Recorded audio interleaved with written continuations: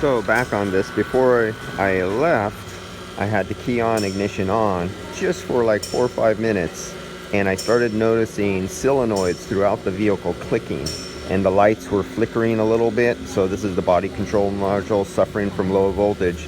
So I broke out my meter and found out I was down to like 11.1 volts, and I put on a booster charger, and right now I have it at the 15 amp mark, but even at that it's still low. So it's really low. This is a relatively new battery, and so this is going to need a health check on the battery. And they said just recently, not long ago, they did, one of those testers by the battery companies that tell you a battery is good or bad. It checked out good, but I'm saying it's not that good. And my experience, the only real test you can do to properly test a battery after you fully charged it and you let it cool and you stabilize, got rid of the static charge off of it, is to pop the caps and you do a cell by cell test.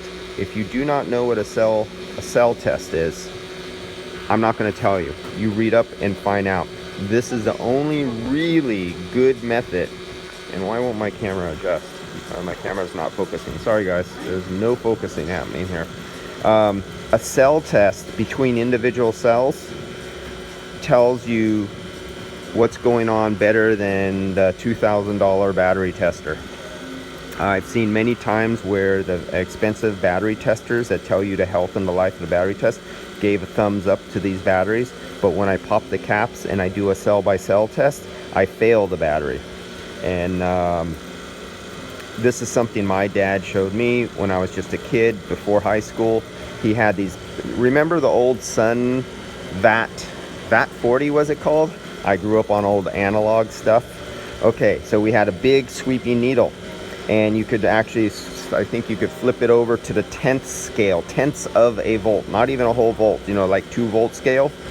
And or you could use your old analog Simpson voltmeter that I grew up using, and they had zinc electrodes that you would connect in the bottom of the handle. They had a little post that you would connect your alligator clips to or plug into your meter, and you would literally do with your zinc electrodes. And my dad told me, hey, if you don't own a pair of these $80, now this is back in the late 1970s, and these zinc electrodes, the positive and negative, a red and black one, which I still believe I have up in the garage somewhere,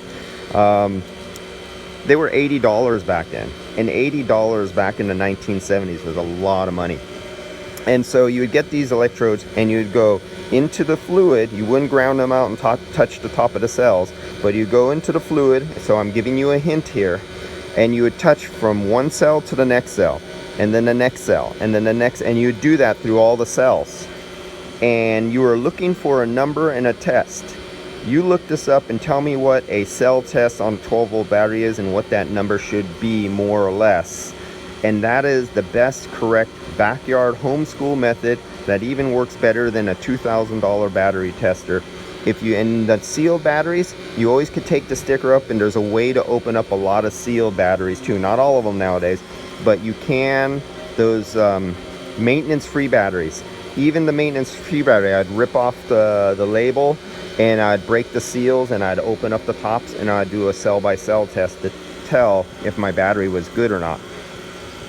All right, so while this thing tops off charge, I'm going to now go do my video, or go do my next job, and this is just going to sit on the vacuum pump while I'm gone for a few hours. All right, see ya.